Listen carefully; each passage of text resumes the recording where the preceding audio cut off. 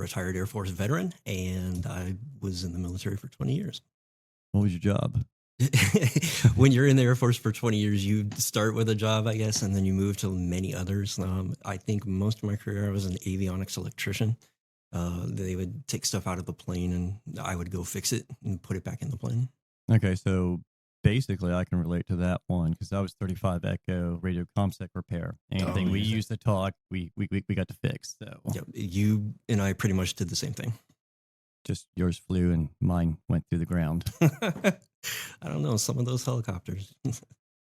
I could imagine. I know when I was fixing stuff, the weird stories that you would get of how stuff got damaged. We had one that brought in a radio. The whole top was just crushed, and he told us he dropped it. Come to find out, he actually had a tank run over it. Please fix this. Come on, man. I know. I got to do a lot of paperwork just to do that. Yeah. No, we didn't have anything crazy like that. I think the worst I saw was maybe them dropping a Radar RT on the ground. It's a big old ding in it. Costs a couple million to repair, but yeah. It's amazing how much that stuff actually costs. Because I think we had a circuit card that was like $2 million. Mm-hmm. So, and that's basically the only reason we had to have secret clearance. Yeah. So that's cheap. In the military terms, yes. Yeah. Deployment. Mm-hmm. Do you do any deployment? So when I say deployments, I use the term loosely because the two bases I was at, anybody else would consider, a vacation holiday.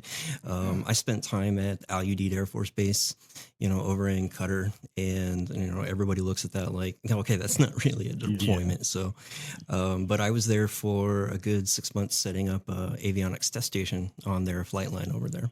Okay. After that, I was deployed to Prince Sultan Air Base in Saudi Arabia, but after we had already given it back to the Saudis. So we were once again back in Tent City in a nice little, backwards podunk middle of nowhere. But I mean, even as far as deployments go, those had to have been somewhat nice, though. Nice. You know what? Relative. So I am thankful every day for what I was able to experience, but I do not for a single second discount any other deployments because Lord knows, like there have been much worse.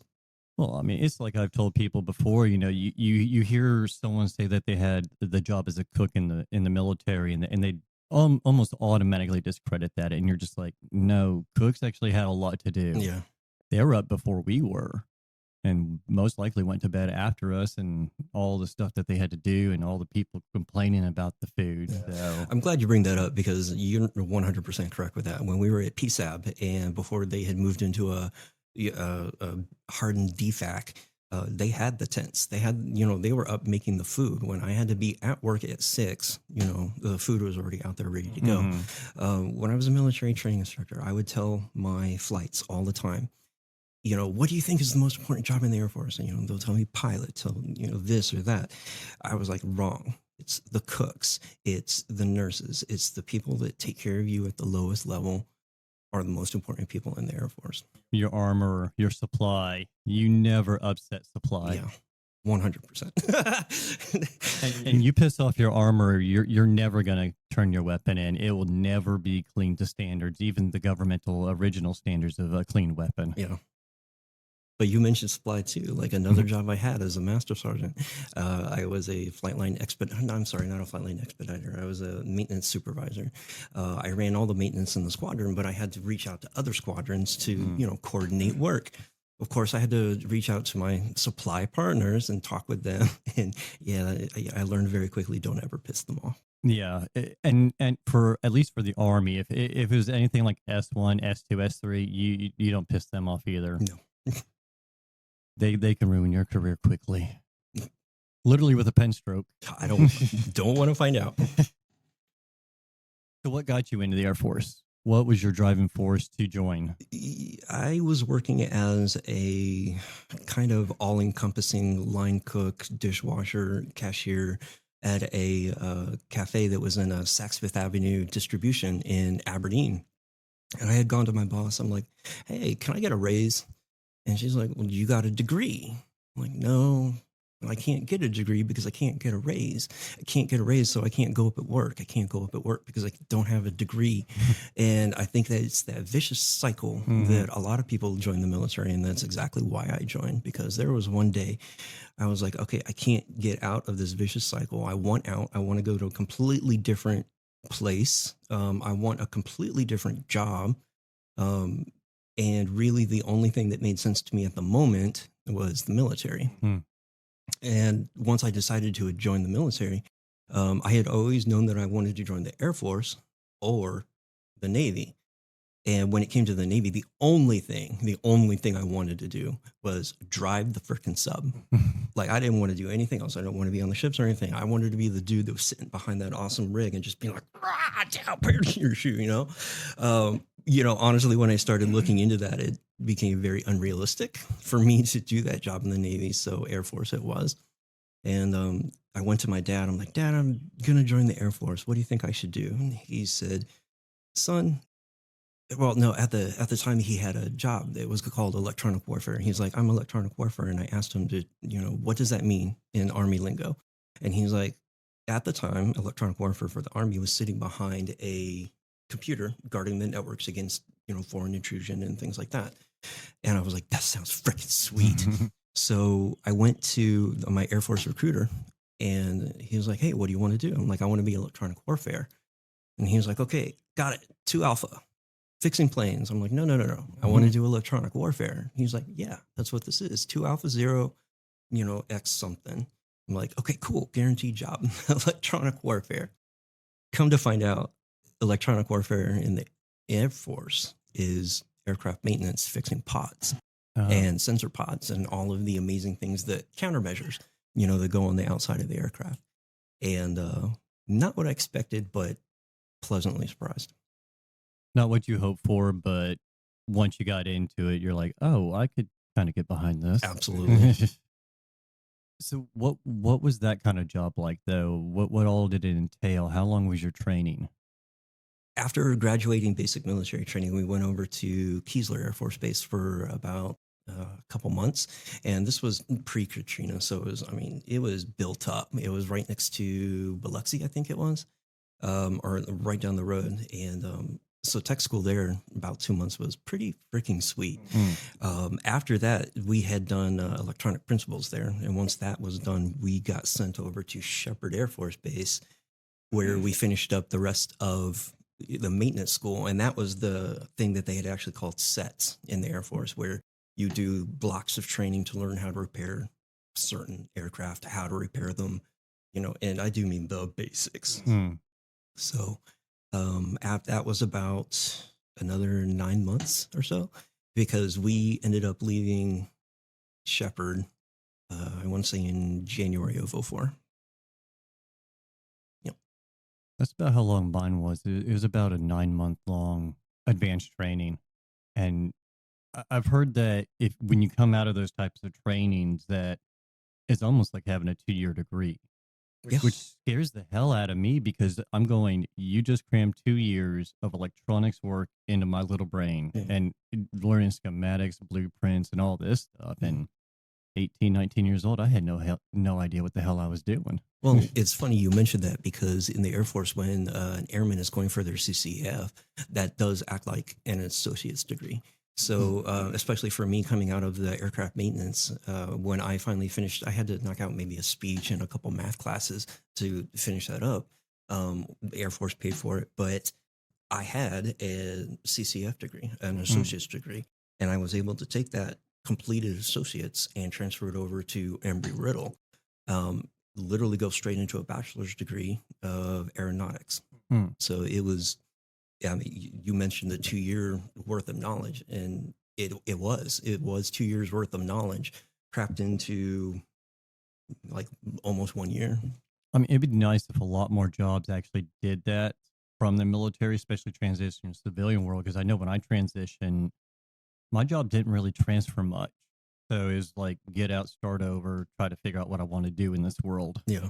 And for me, it was the same way. I was looking at my degree, in aeronautics, and I was like, okay, well, this kind of limited me, and, especially with my military background fixing aircraft. that really kind of pigeonholes you into one thing. Like, I guess I'm going to be aircraft maintenance for the rest of my life. You know? So it's, yeah, I can feel that. So why not pursue that after the military though? Because I mean, even at that, aircraft maintenance, that's some buku bucks. It is 100% buku bucks. It's also one of the harder jobs to do. And by harder, I'm not necessarily meaning, the job itself. We have technical manuals. The job becomes easy, you know. What makes it harder is that in my experience, maintenance gets ridden really, really hard. Sometimes commanders will stand up for their people and sometimes they don't. Sometimes they want to get a foot in with their commander, or they have a certain way of looking at their manpower that are beneath them. I didn't agree with a lot of some of the maintenance policies that were going on, but living through that, it kind of made me realize maintenance for me is not where I want to be. It was good enough for the military, but after so long of doing it, you're just like trying to move on. Oh yeah, hang up your hat and go. Yeah, like I'm done. Let's just wipe that clean and go. So, while in the Air Force, I mean, any significant moments that really truly stand out that made you go, "This is where I belong. This is where I should be. This is where I want to do my career." The very first one I had was when I was a military training instructor, and going through that training, I had always thought was very interesting because I had learned very quickly that one of the things I love the most is to teach. Absolutely love to teach. And then at the time I was about a staff sergeant. I was like, oh, you know what? I'm loving this customs and courtesies things because I had just gotten out of ALS. We actually had to march in ALS. And, I remember a couple of things from basic, and I really enjoyed teaching people that drill. So that's what led me to the MTI duty. And while I was an MTI, leading that first flight down the bomb run is just absolutely surreal. You go through months and months and months of training. You go through constant hands-on, constant, somebody's over your shoulder 24/7, helping you learn. But then for the first time, that leash comes off and you realize you're walking down the bomb run, which is our marching freeway for pass and review. In basic, you're marching down the bomb run and there just comes a moment where you're like, oh shit, I'm here right now. Like, wow. So I will never, ever forget that moment. It's truly amazing, or that moment. And it's so funny because the second one came also when I was an MTI. Not to toot my own horn, but, I was able to train people really good. So I went and trained the MTIs. And that second moment came, after constantly preparing her and working nonstop and, getting that drive, watching her march down the bomb run, doing this exact same thing that I had done. It was just, I was like, proud moment. Yeah, kind of like seeing your kid grow up and learn and finally get to that point and you're like, oh, that's a little proud bit for me. Yeah, absolutely. So for the people who are not familiar with the Air Force lingo, like some of us Army guys, what is MTI and ALS? I'm thinking ALS is Airman Leadership School? 100%. Yeah. No, sometimes I forget, I get talking about the military and, even in the civilian world, they're like, you got to drop the military lingo. And it's hard to do. But yes, you're right. ALS is Airman Leadership School. That school is what people go through about the E4 range. It's their first dose of re-bluing, so to speak. Basically RPLDC for sergeant's training. Most likely, because I don't know Army lingo. I can do it back. And then the second one was a military training instructor. Okay. The guys that wear the big floppy hats, I think they're called drill instructors in the Army. Drill sergeants, drill instructors, yeah. Yeah. So yeah, that was me. So basically you were a drill sergeant for a while. Yes. 3.5 years. How was that like, though? Fucking loved it. Still loved it? I loved every moment. So remember how I told you going through ALS, right? My entire flight, when we learned that we needed to march, it was like, wait, what? We by that time, we hadn't marched in almost 4 or 5 years. since graduating basics. So nobody in my flight was like, I don't remember how to march. Like we graduated basic and dropped that shit, you know? I was the only one that did because I actually love drill. I thought drill was pretty damn cool. And so I remembered everything. I was like, look, guys, I'll train everybody up and I'll get it going. And going through that process, training them, fixing the, you know, the mistakes, because we all wanted to get a good grade for this. You know, fixing their mistakes really helped me realize I'm like, that's something I can do. Like I am imparting information that I had onto somebody that needs it. And so I was training them up, and I was like, you know what? That was the catalyst for like I want to be a DI or a DS drill sergeant. DS. We just call them drills. Yeah, there you go. And so basically, are you graded overall on your students' performance at that time, though? Like, you know, if you guys are supposed to be teaching them drill and everything, and they're just botching it and eating it all up, does that reflect badly on you and your performance reviews, or? So yes and no. I mean, yes, in the fact that like if my student is not performing up to metrics, what am I doing to fix that? And part of that is, are my methods wrong? Are they doing that? Me not being able to realize that, yes, comes out in my performance review. But no, also in the fact that at the time, the Air Force was pulling, you know, technical sergeants, master sergeants, staff sergeants who are super people. So the people that they're bringing in know what the F they're doing. So it also becomes a personal, like, you're a technical sergeant, pull your head out of your ass type thing, you know? But that's why I say yes and no. I can see that. I mean, by the time you're at that rank, I mean, and everything, you should already almost have it down, or could be getting it down very quickly. Yes. Rather than being a new recruit type thing. Absolutely. What happened after drill school? Drill school. ATI. Yep. So after school, I went over to the 320th Training Squadron. And that was my very first, you know, actual, I can't say not duty suit, assignment at San Antonio was the 320th Training Squadron. And I led flights there for a good year. Is that over there at Lackland? Yep, right over there at Lackland in one of the old RH&Ts that I don't think they have anymore because they replaced them all with huge ATCs now. Yeah, because that's one of their main training centers, isn't it? It is the main training center, yep. Because they also have the medical up there. Yes. Don't they? They have a Wilford Medical Hall, but I think that got renamed to something else. But San Antonio is also a huge medical base for the Army, I think it was. Fort Hood, or the one that's on West San Antonio. East San Antonio. I want to say it's like Fort Hood is, I thought it was Dallas. Now I'm going to hate myself for not knowing this. Yeah, there's a big military base in Northeast San Antonio. I want to say it's like Sam Houston Medical or something, but yeah. That sounds right. There you go. I know what it is. I just can't process it right now. Yeah, and I lived there for 3.5 years, so it's, yeah, I get it. Yeah, my grandmother lived up there in San Antonio, so anytime we visit them, we'd always see all the airmen and everybody out and across the town and stuff, going down the river walk and things. So, yeah, I avoided it like the plague for that exact reason. And it's usually bad like that at any major military post, whether it's Air Force, Marines, you know, Army. It's you're gonna always see those brand new recruits out there who think they have the whole world gloriously in front of them, and they're practicing their marching cadences at the mall.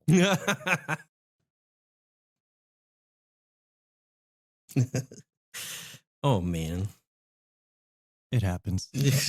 Regrettably. So how long was your basic? Aren't y'all at 6 weeks? You know what? It's changed like freaking toilet paper, dude. When I was there, it was still, I want to say 7 weeks. But when I was, I want to say when I went through as a trainee, it was about 7 weeks. I think, if you know, it's 20 years ago. Yeah. I know when I was there as a military training instructor, it was 7 weeks.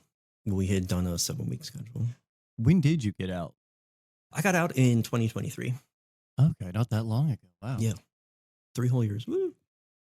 You did better than I did. Actually, I just realized I've been retired for 3 years as of May 1st. Wait till you realize that you've been out of the military for 20 years and could have retired. It happens. Going back on those 20 years, you look back and go, man, that was not that long ago, but it seems like yesterday, but it's been so long. How did 20 years pass that quick? It does feel like a blink of an eye sometimes. But then, you get all those people in the military that complain about the military, complain about the lifestyle inside the military. But once they get out, they're like, I have no idea what to do. I am so bored. I need something. And you know what? I was the same way. 100%. I got out of the military, and at least, when I had done that, I had an idea of what I wanted to do. Mm-hmm. That idea was basically bringing the idea that, like textile hobbies like knitting and crochet have therapeutic value. And I wanted to bring that to, veterans and, other guys out there. So when I started doing that after the military, like you were talking about with purpose, definitely felt like I had purpose again. So did you transition from the military to the textile aspects, or did you have like a little period in there that you're doing other things? Because I'm trying to figure out how you go from aviation electronics to knitting and quilting. Yeah. When I was a military training instructor, especially as you lead flights, you lead tons and tons and tons of flights. Each flight has a T-shirt that they like to come out with. They'll put their names on it. They'll draw a little design. And so as a training instructor, you just get tons of shirts. And I had gotten to the point where I'm like, what the fuck am I going to do with all these T-shirts? Like, it's not practical for me to just, hang them somewhere. That's a lot of shirts. So a friend of mine was like, why don't you make a quilt from them? And for some reason that just clicked really well. I wish I could explain why, but I was like, you know what? That sounds really freaking cool.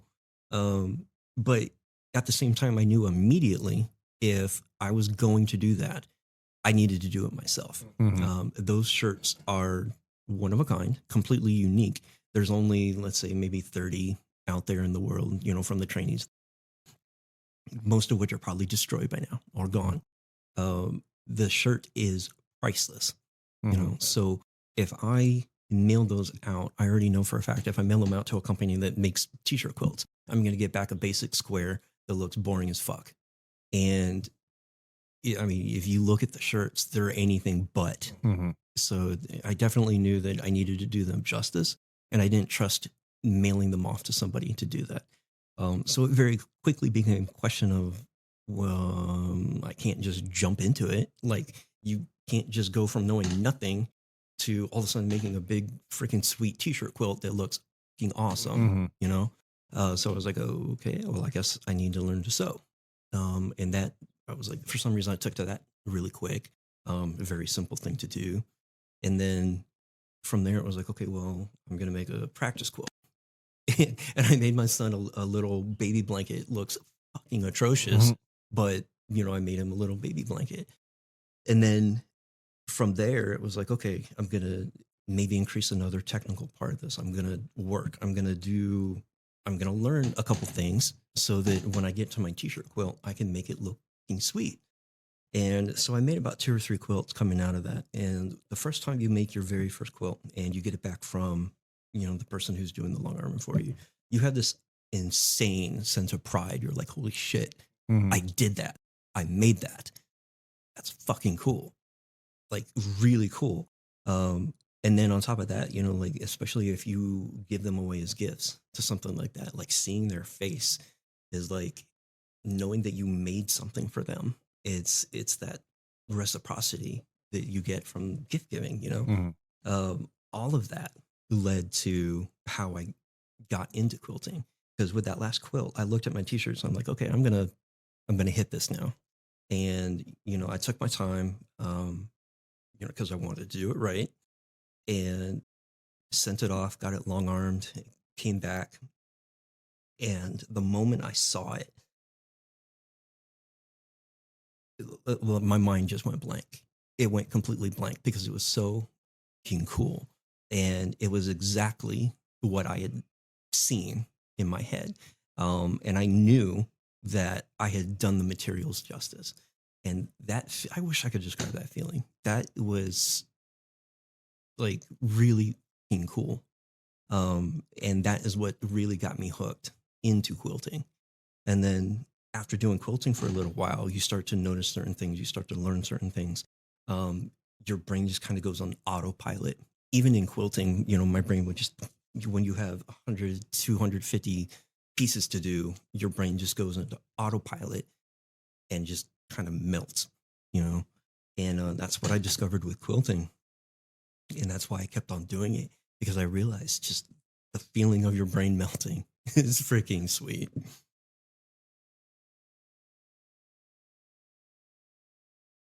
I had something in mind and I just went blank as soon as I coughed. Sorry.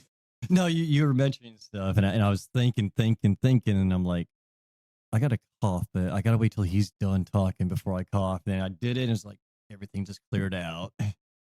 No, I think I told you my mom actually, I gave her all my old uniforms because I didn't know what to do with them. I got uniforms from deployments, went through 3 different iterations of the Army's uniforms, had no clue what to do with them. And finally, one day, I was expecting my little one, and I asked her, hey, can you just take all my uniforms, make them into a blanket for him?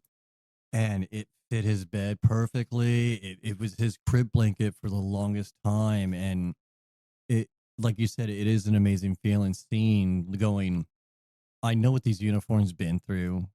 I know what the story behind them is, and now they're what's keeping my kid comfortable. That's what's keeping my brain satisfied and calmed down. And it is a very hard to describe experience when you have something like that means so much to you. Yeah.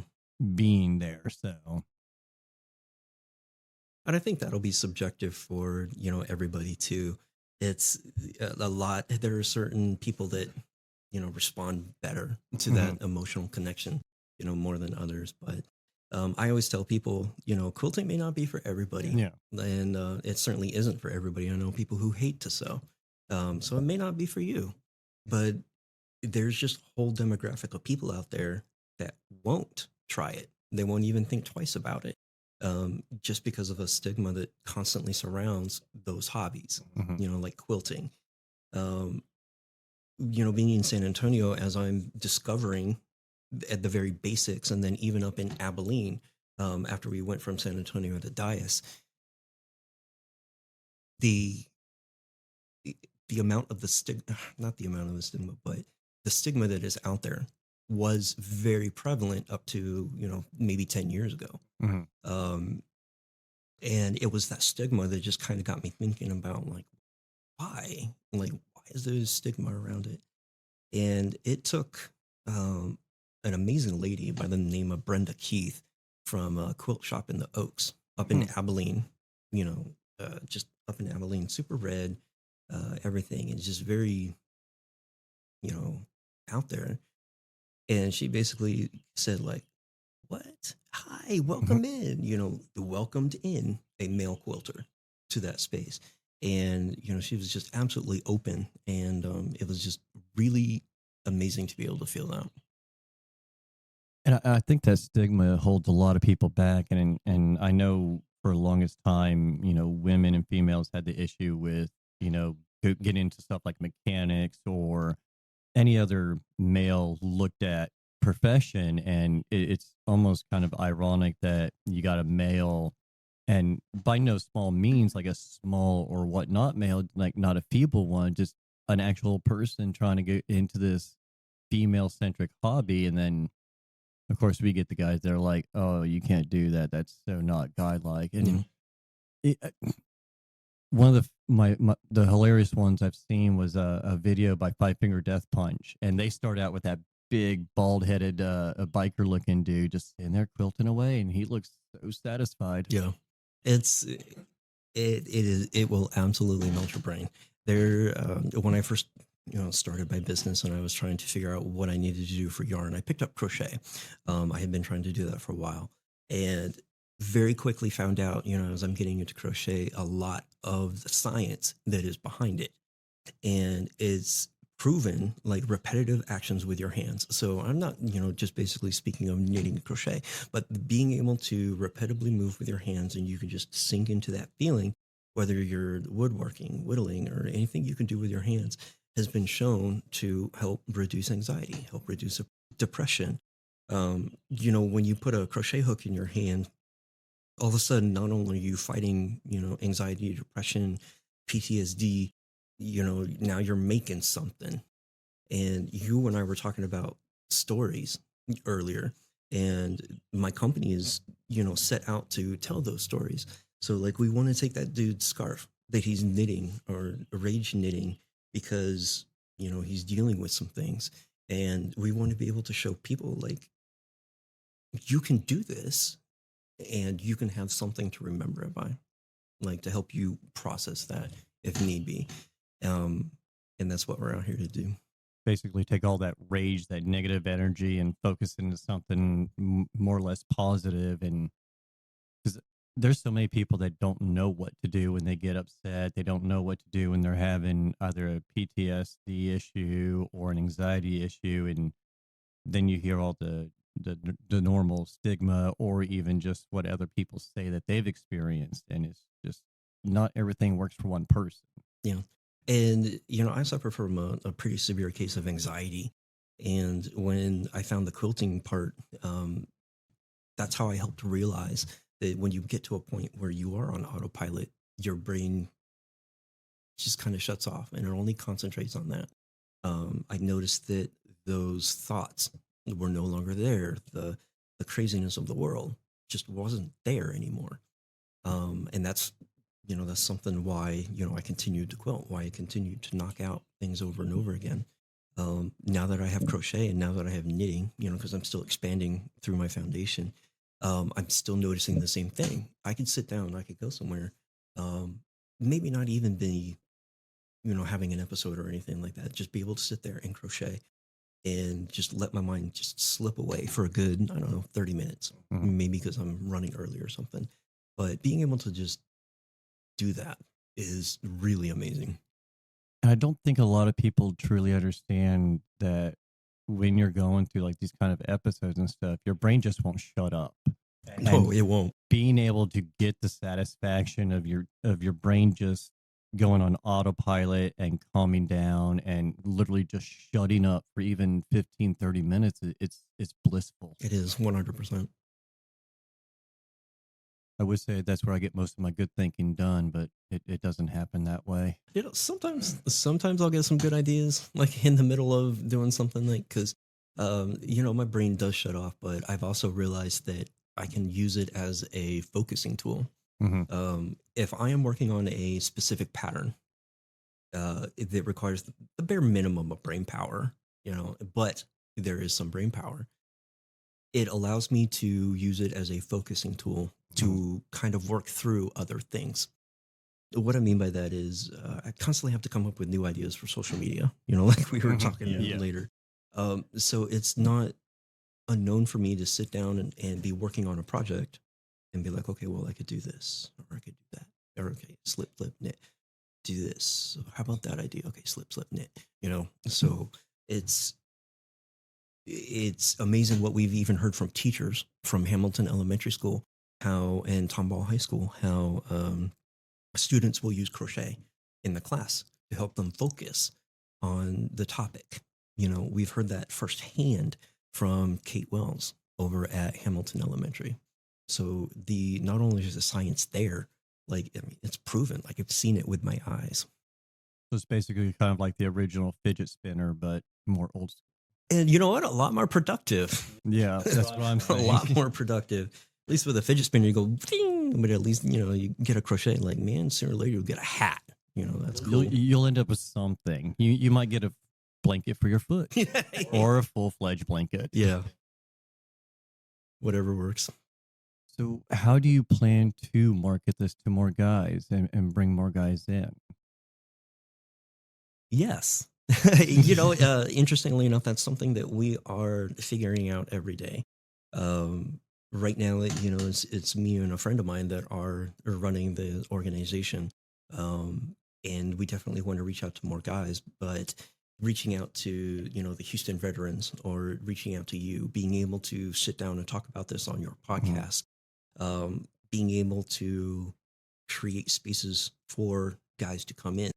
Um, that is how we plan on getting out there and doing that. Uh, there are so many other demographics that could use these textile hobbies, such as lawyers, doctors. Mhm. Of course, we're talking about military veterans. Um, Reaching out to them, like finding those guys, bringing those guys in, but definitely want to stress like it's for everybody. So as we grow, we're reaching out more and more.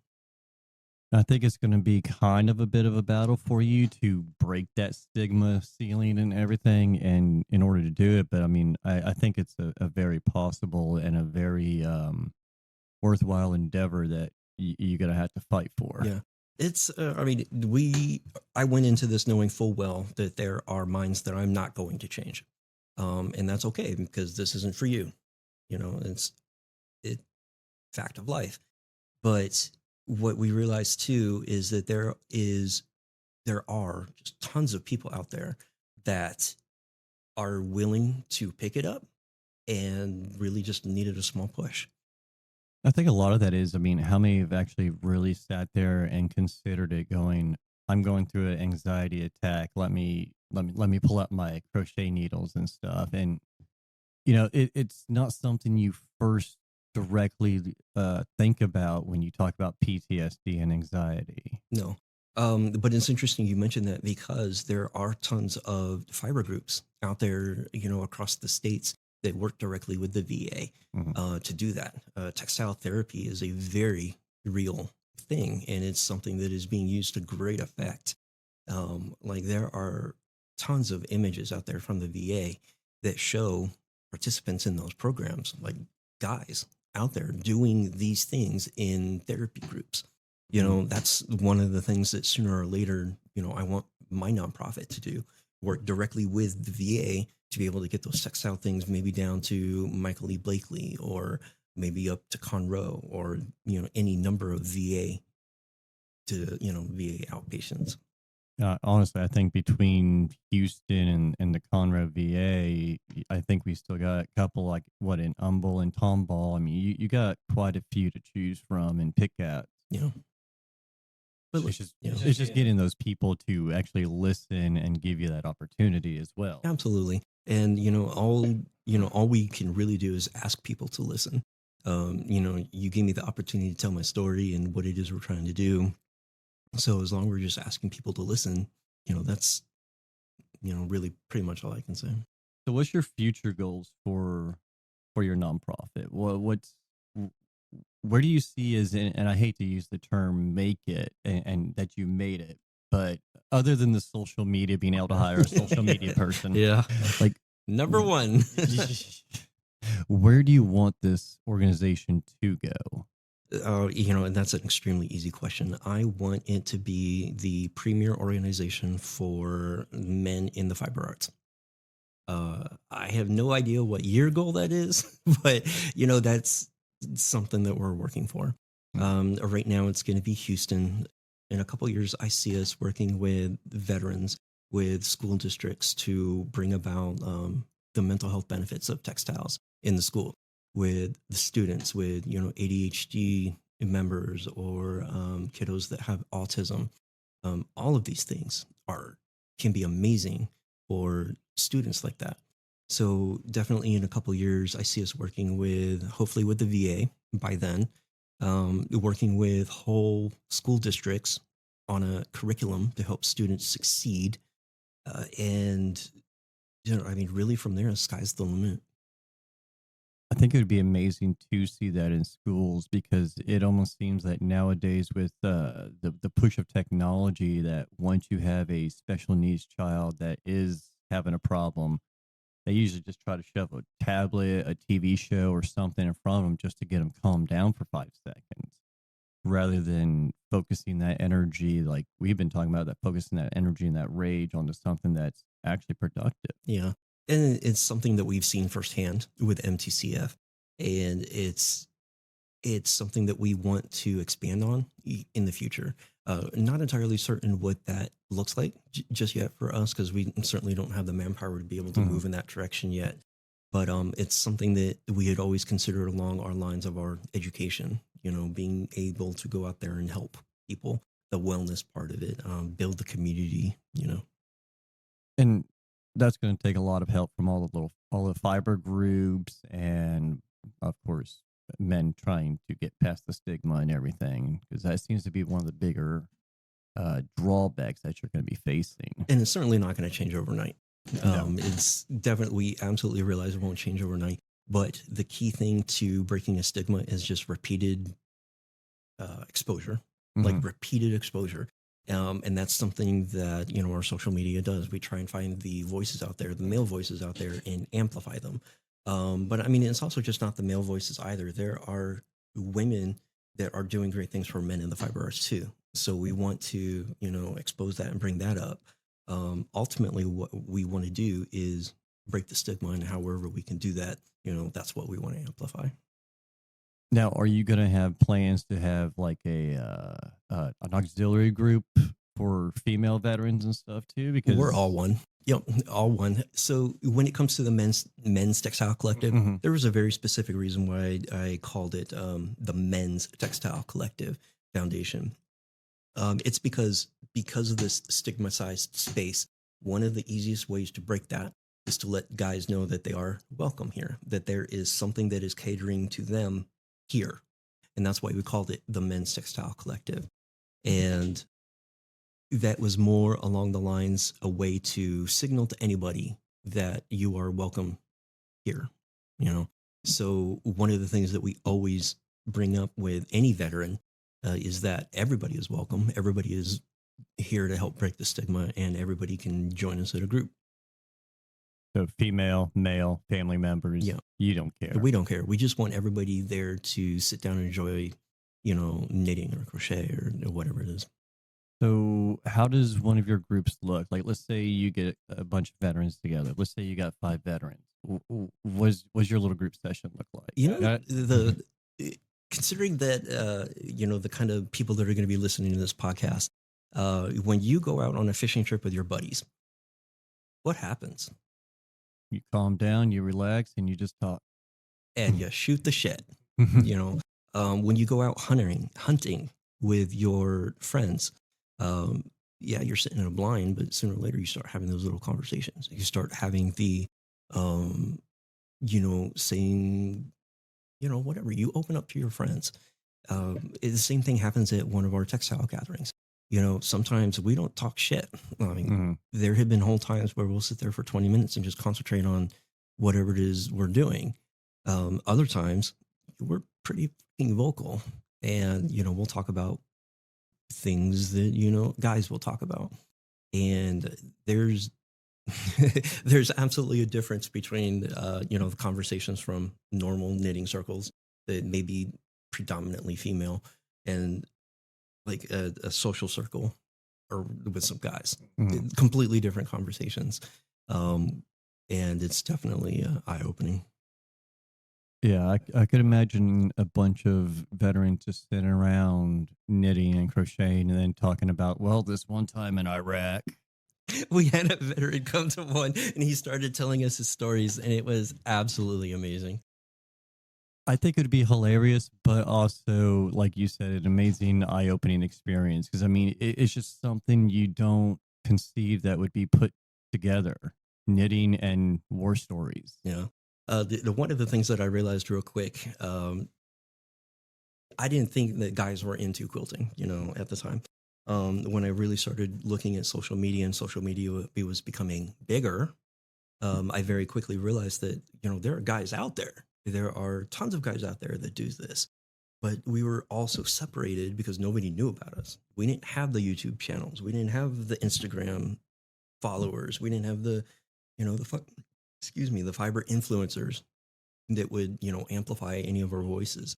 So it definitely, knowing that there are other people out there, or, getting the recognition. It's going to happen. I mean, it's going to take time. And it's just going to be like this podcast, we're not going to have 100 1,000 downloads after on the first episode, it's going to be months and weeks of grinding, and unfortunately, it's going to be a lot of social media. That's just the one thing I don't look forward to, and it's dreading.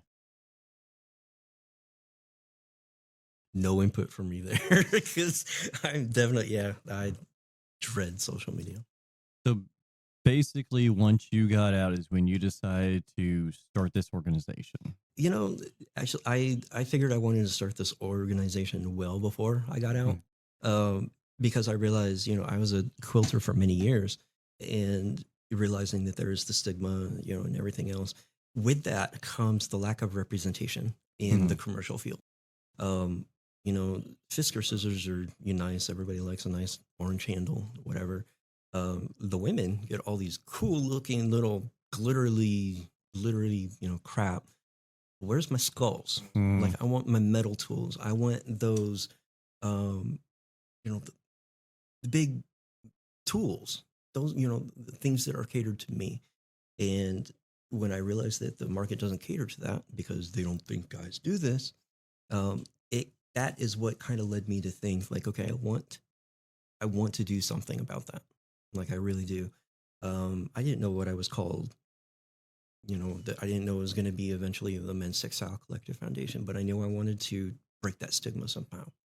And so leading up to retirement, it was always, I'm going to do this. Like, I am going to get out and I'm going to start my nonprofit. And that's basically what I did. We got out, moved from Abilene down to Houston. And for the past 3 years, I've been just chugging away at getting this foundation to a place where it is today. I mean, and that's great that you came out with a plan rather than going, well, let me try to convert this into something and let's see if shit sticks to the wall. Well, and that's exactly what I did, though, because, I did come down here more with an idea. I definitely knew what I had wanted to do, and I thought I knew the direction that I was going. Really, we're almost 3 years old, at this point, but most of the good direction hasn't come except for the past year. I spent a good 2 years just taking that plan and just blown up immediately, So, definitely as a business owner, how they say, roll with the change, I got rolled pretty hard. You're an amazing conversationalist. I try until I have my blank moments like this, and then it just goes, I can't remember anything. And there's like so many different topics I want to cover, so many different things I want you to be able to speak about, and then it just goes and you're really out the window. And you're really good at leading me into it too. I try. Because I'll hear the picket, I'm like, oh shit, I can talk about that. Well, I also got the crazy voice in my head that's in my editing room that's telling me every now and then. I'll just hear him, hey, when did he start it? Oh, okay, yeah, that is actually a good idea. But he's doing good with me. But with all this, I mean, what are you going to try to do to fund it all? Right now, I'm not even thinking about that. Okay. And the reason I say that is because while we do have the ways we raise a little bit of funds, at the moment, I'm not actually looking for capital. I'm not looking for the huge influx of money just yet because we are still so very new. I think we do have a small bank account that we've been able to raise some funds for, and we use that to pay for the things that we need to. But at the moment, it really is just relying on donations. It's relying on the yarn that we sell from the donations that we get. When it comes to that, it's more along the lines of there's really good yarn that's good for teaching, and we'll take that out and we'll go use that in our programs. But then there's just really thin yarn that, or maybe it's black or a certain variegated color that just you don't want to teach with. We'll take that yarn and we will resell it to the people who need it or want it. So we have gone to fiber festivals with this, slightly used donated yarn, and it's just gotten, bought right up. People love the idea. And there is just definitely something they can get into.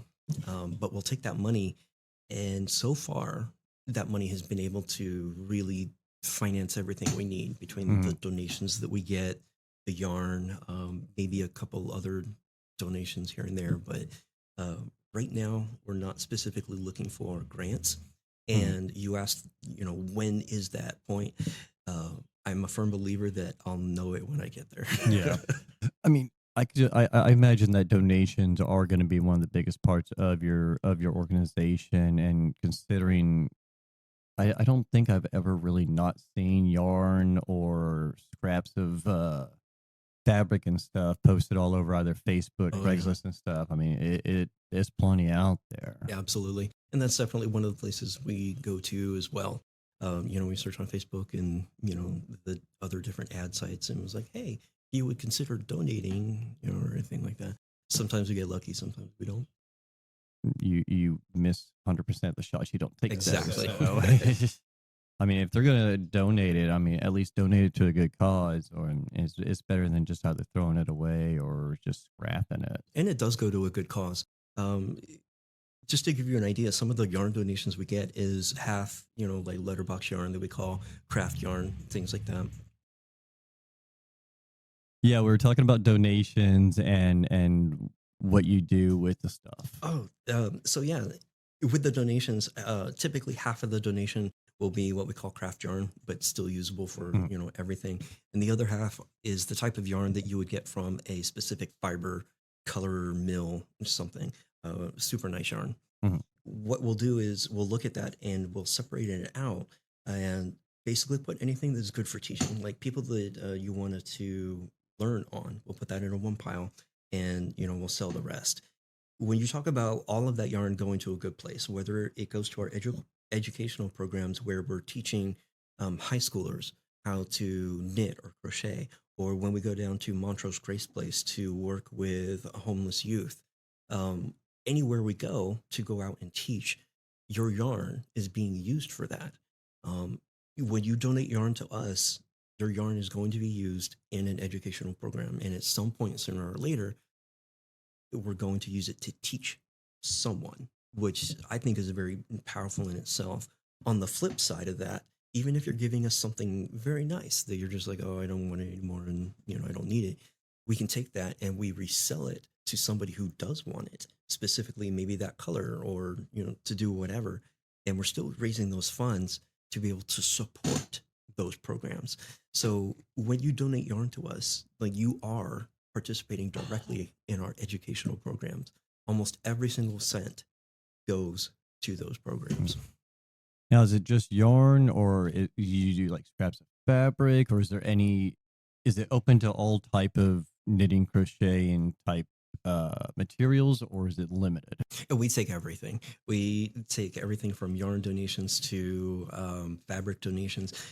We absolutely need Christmas fabric more than anything else because of a partnership that we do with Pathways around the end of the year. We make Christmas stockings for the kiddos in foster care with Pathways. Search secondhand or thrift stores, resale shops, and stuff, Mhm. because usually after Christmas, about January, February, it's all in there. You might get some good deals. 100%. But yeah, we take absolutely everything, and even if we don't have a use for it at the moment, our network is constantly expanding. Oh yeah. So we could find somebody who needs it and literally just pass it over to somebody who can use it. Okay, so you're gonna promote knitting and crocheting, but tell me how you've actually directly seen it help someone, benefit someone, and you don't have to use names or anything, but let me know, like, how have you seen it change somebody and help them? At one of our group, there was it was a group of us. I want to say there was four, and we were sitting at a local yarn store over on 249 called Kaniketsu, and it was a group of us, and we were sitting there, and it was kind of quiet, um, and you could tell, like, this person was working through something, and we're just kind of like, what's up? Just like if you're sitting in the duck blind, or if you're out on the fishing boat, like, you can tell when something is on your mind. And at that point, that person was just like, you're working through it. You can tell he's really concentrating, And he very slowly started to open up about a trauma that had happened to him a couple months prior. And you could tell that he's sitting there like using the craft to kind of work through his emotions. Like as he stitches a thing, I will process this. As I stitch that, you could literally see on his face as it's coming out, as he is talking, how he's working through it. Um, and that is one of the very first moments when I realized that, like, I mean, I wish I could describe it. There is power Mhm. in being able to do that. And that was one of those points where it just, you'll never forget it. Well, what about you? You touch your product. Let's hear your story. I had mentioned earlier that I left the military with a pretty severe anxiety issue. And I'll be forthcoming. It was absolutely from my early TI days, when there is just a metric ton of pressure to put on you to perform. I mean, it left me, it didn't leave me with PTSD or anything, but I definitely have some mental issues related to that. And, when I had picked up quilting, um, my, mm, it turned that stuff off. It literally turned the shit off. Because I would sit there and worry about what my flight was doing every minute of every day. Because I know if they did anything wrong, my boss would be down my. So it was one of those things that quilting was the only thing that turned that off. It got to the point where it was kind of hard to sleep sometimes, because of that. But so, I mean, and that's, my personal story behind why I know this works. I discovered something new when I realized I needed to expand my fiber world, with this organization. And I picked up crochet. I discovered something new when you do, the repetitive motions with your hands, because I think I was sitting at the pool, my neighborhood pool, and I was working on crochet, and my son was swimming in the pool, and we had a lot going on at the moment, and just sitting there crocheting, and my brain just went numb. It was one of those single stitch crochet patterns that requires no brain power, none at all. So you get lost in the repetitive motions, and your brain just literally kind of slips sideways and shuts off. Um, I didn't realize anything had happened until my son, runs up from the pool like, "Daddy, Daddy, did you see that?" And like all that. I was like, oh, yeah, yes, I saw it. I saw it.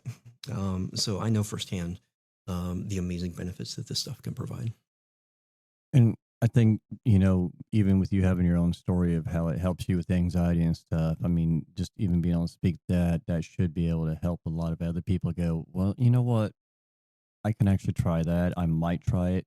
I've tried all the other crap, the drugs that VA's thrown at me, Mhm. all the over counter melatonin and everything. Let's try something else finally. And hopefully it actually gets somebody to go out of their comfort zone, because I think that's what a lot of it is, going outside your comfort zone, breaking past that stigma and getting in there and just doing it and actually seeing and feeling the benefits from it firsthand. And that's why I'm trying to break that stigma, because that stigma is the barrier to entry. I think a lot of people who want to help veterans and things like that, they want to break down the barriers to help. And for me, that barrier is that stigma. I want to be able to talk to vets and be like, "Hey, you should try knitting," and not get a look of like utter horror. You know, um, I'll know you had asked the question how I know I'll succeed when I get to the point and they're like, "Oh yeah, okay." That's how I know when MTCF will be successful. And that'll probably be very not only enlightening but very satisfying to you to actually see an amount of success of going, we don't have to deal with this anymore. People are actually wanting to do this. And you know what? Thank God for social media. Because we were talking about social media earlier. Like I may not enjoy social media all that much or anything, but I absolutely have to say that all of the people who don't mind social media have gotten out there and put their faces out there So now they've done more for breaking that stigma in the past, I want to say 5-6 years or so, than for decades before. So the stigma is definitely being broken. It's being broken faster because you have amazing content creators out there like Brochet. If you haven't heard from him, fucking hilarious dude. There are the veteran knitter from the UK who recently broke a world record for knitting in a London Marathon. Oh, wow. Yeah, and not to mention the amount of Olympic skiers actually from the Winter Olympics. We were taking those social media posts and amplifying those people because they, like we were talking about, they do represent that everyday person. Like, see, you can do this, and talk about breaking the stigma.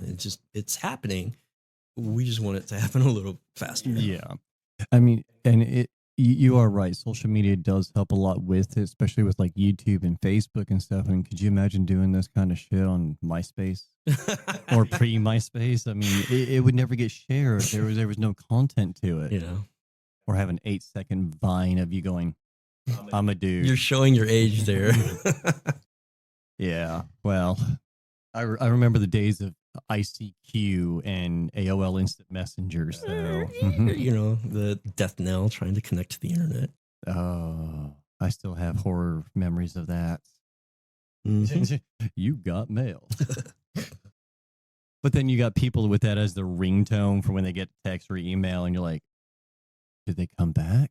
But I think they just said it, like AOL not too long ago officially closed down their emails or something. Yeah. It was a little while ago. It was a sad day in history. Just like with the Cartoon Network cartoons. No, I had when I first got out, I got really big into model making. And I specifically went for ships, like the USS Constitution and stuff, the old wartime pirate ships, and I didn't realize the beneficial factors of that either. And again, it's like you're saying, it's using your hands, dealing with small items, trying to paint the little cannons or do the rigging for a ship with very thin thread. And it makes you concentrate on it to an extent, but like you said, not enough to where it's taking your full concentration. See, like your shipbuilding for you would be like my quilting for me. When I want to do quilting, it's because my brain doesn't completely turn off, because I have to concentrate on what I'm doing. I don't want a needle going through my, my finger. I like precision. When I make my quilts, I do like it to be precise. I like the edges to match up. I like the four corners to be where they were. And especially with shipbuilding, it's the same thing. Like I like my cannon to be here. This needs to be slotted into place perfectly. And I realized that there are certain brain types that will take to these hobbies more than others. So I find it interesting that you do enjoy shipbuilding, because now I would challenge you, give quilting a try, because the ideas are the same.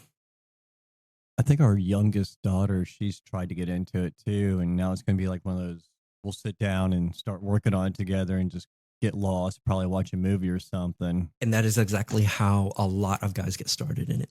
In the 3 years that we've been doing this, I have collected tons of stories. And you would not believe how common that thread is. We have heard numerous stories from the guys who have picked up their hobbies as a way to connect with their family. Specifically, their daughters and sons. When the son wants to make a blanket, they will sit there and they will make a blanket together. A daughter who is really into, let's say, crochet. She likes to make the little amigurumis. And we had a dude who was like, well, I want to be closer to my daughter and I want to help her and I want to make her things for her amigurumis. So he learned crochet as a way to connect with his daughter. And just, you would not believe the amount of stories of guys who have done that. I got a friend of mine into crochet, and he immediately started making things for his family. He was like, well, I got a baby on the way, so I guess I'm going to make a little baby blanket now. It's the awesomest thing ever. It just says badass. And then the kids were like, well, where's my badass blanket? And he would make scarves for his wife. And it's just absolutely amazing, the stories you hear from why they pick it up, like growing closer to somebody. So yeah, go for it, man. Well, it's like My kiddo came to me one day. He wanted to do soccer. He was done with Boy Scouts, wanted to do soccer. I don't know the first thing about soccer. Me neither. And mine No wants to clue. do the same. I just know you use your feet unless you're the goalie.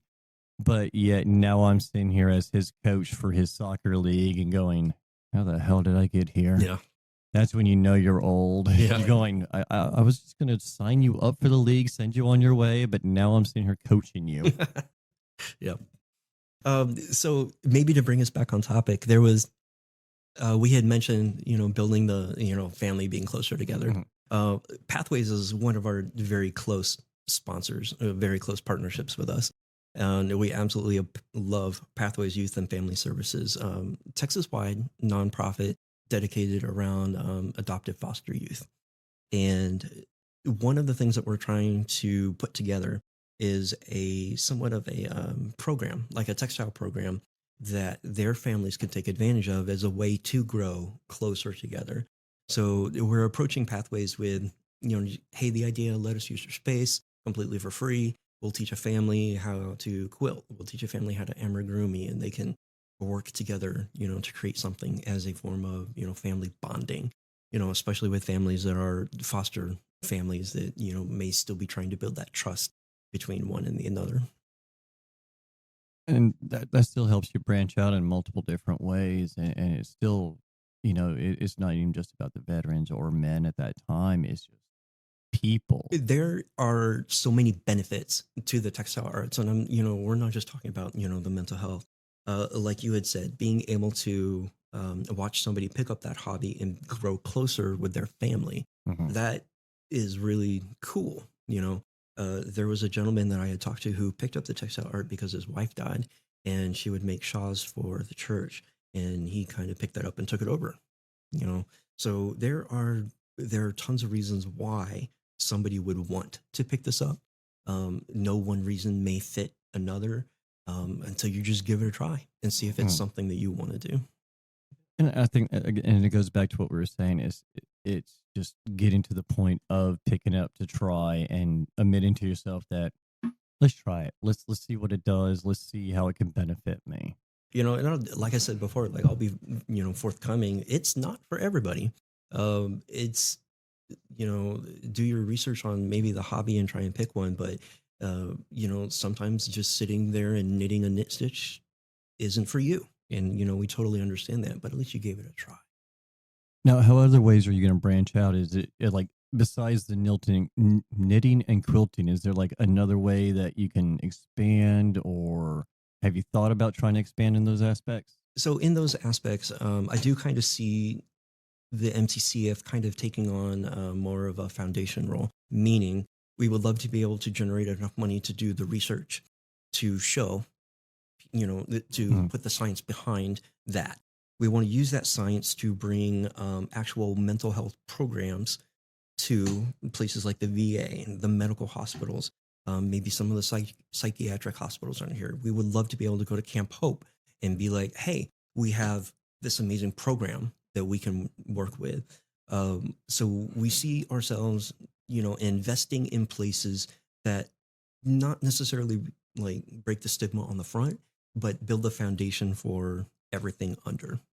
I could see Camp Hope being a very good beneficial aspect for that. Even just coming in for a Saturday afternoon for a couple hours and just sitting down with people and be like almost a little mini therapy session. Absolutely. But yeah, you had mentioned, being able, what does that look like? So ultimately, between breaking the stigma and the mental health benefits of all of that, especially for our veterans, we really just want to be able to bring that to the table and help, ultimately. And, I've heard great things about Camp Hope. I've never visited there. I've actually been meaning to reach out for them even for this, 'cause I think that'd be awesome to have such a well-known company, or not even company, organization within the Houston area, just even be able to be on the podcast to represent themselves and what they do. Because I've seen so many different, not necessarily advertisements, but their way of branding and stuff, and they're they do a lot for the veterans and veteran community. Absolutely. If you need to tell us about anything specific with MTC. We pretty much covered everything. Like, and I'm just truly thankful for the opportunity to get this out there. When we had kind of, I don't want to say, when we had started the year, when we had started 2026, it was the opportunities that were presenting themselves were very education heavy. Mhm. So, we started working with Tomball, we started working with Hamilton, and over the past couple of weeks, a lot of first responder / veteran things have started to happen. So I was joking with my friend that, maybe it might be the summer of the veteran or the summer of the first responder. But we're excited to be working into this demographic. Mhm. And we absolutely want to invite anybody, if this resonates with them, if this is something that you could be interested, please reach out to us. menstextilecollective.org, menstextilecollectivefoundation.org. And, we will put you in contact with whoever you need, even if that's us sitting down and working with you to teach you, or if that is giving us connections, because, we still need connections to grow too. We absolutely invite you on board. We are always looking for people who are passionate about our mission. And that mission is taking care of people's mental health by breaking that stigma. Mhm. And the quilt you brought in today, that's the one that you basically started all this with? Absolutely. Awesome. Well, we're going to have to get some pictures and videos of that so we can actually, plaster it up on the screen whenever we're talking about it. Hell yeah. No, it's a really cool story. And when you first reached out, it was one of those 20-year Air Force veteran who loves knitting and quilting. And it wasn't even like a negative look at it. It was just, it's an interesting thing. You don't hear it often. And, just even be able to get in here and sit down and talk with you about it. I've learned actually a lot about not only your organization, but what you guys do in general and really how much it can potentially help people. And I would love to see it actually grow and really reach the levels that you want it to. Thanks. I think that'd be amazing. Especially if you have your own line of scissors, knitting needles, and everything else. That is still on the table. I have a ton of ideas that I have put together. That if I get enough grant money or anything, then we might try and put a line out there or something. But we had a couple bags, some mole bags, mole shoulder pouches, and things like that. Because believe it or not, mole works really well for knitting supplies and yarn. So we had a couple of those, and I mean, they sold pretty well. So that's good. I mean, and it's like you said, I think a lot of it also is if guys actually did have the utensils, the scissors and stuff that looked manly, it might attract them just a little bit more. And, if you can get that line, yeah, that'd be amazing. So there's definitely some extremely nice, high quality stuff out there. But you look at everything else too, because pretty much everybody's attracted to nice, big, good stuff. But when you look at the way the market caters to that, a lot of people listen to this right now are like, oh shit, I know exactly what he's talking about. The way they cater to that really excludes like a lot of other people. And it was really that exclusion that really helped me like, shit, I want to fix that, because I'm pretty novel like that. I want my skull and crossbone scissors. I want a ruler that has fucking flames on it. I don't care. Yeah. I got money to spend. I want a flaming ruler.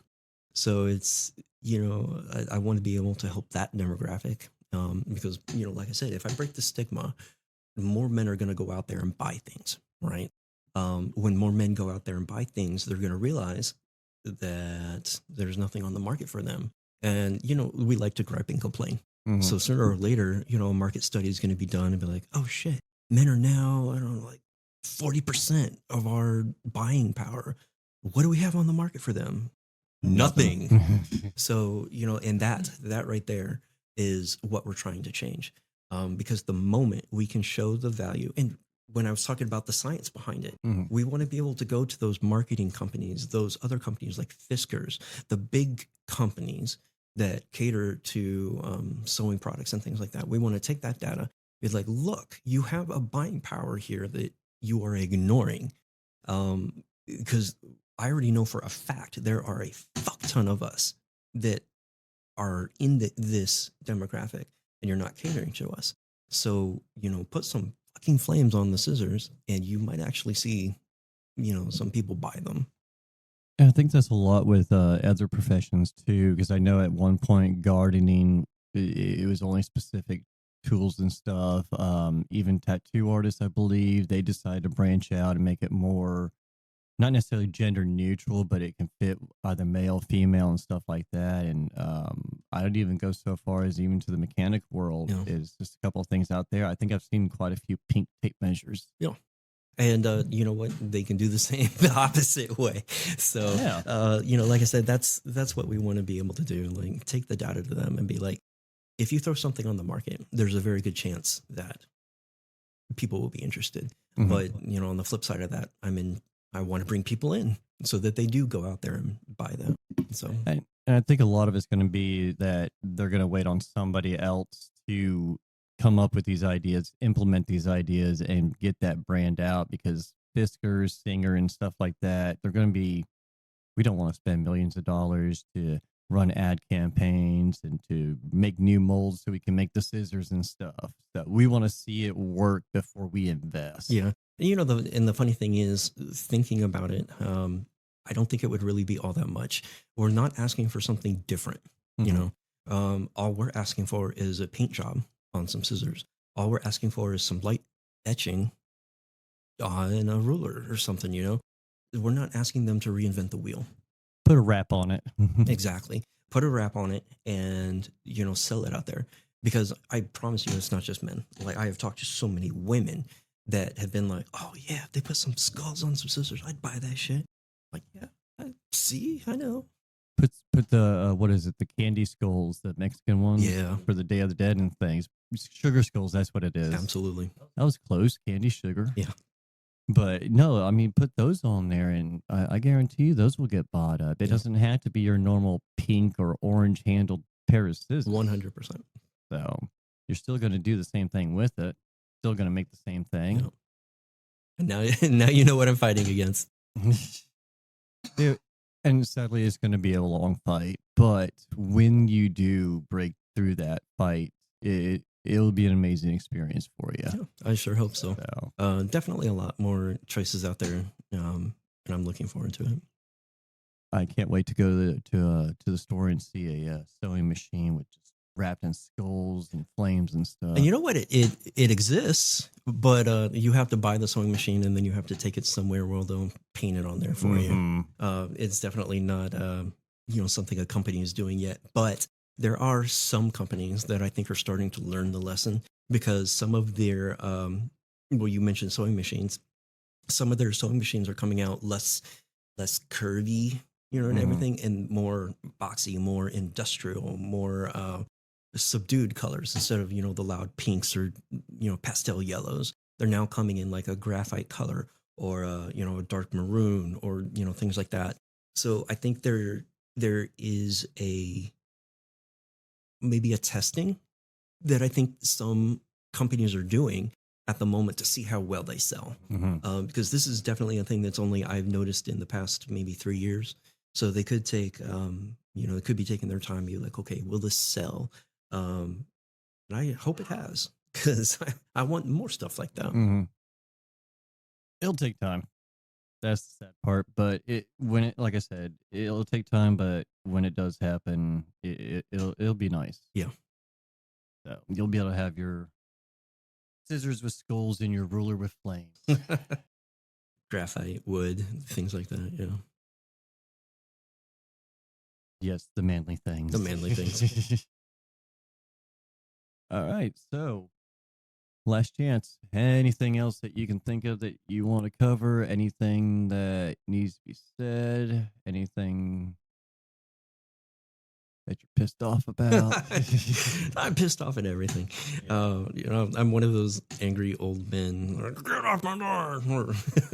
But honestly, like a lot I owe the military a lot of the reason for why I am where I am right now. And I do mean that in both a good and a bad way. I would not for a single second take it back. I would not do anything different, because the mission and vision that I have now is because of my time in the military.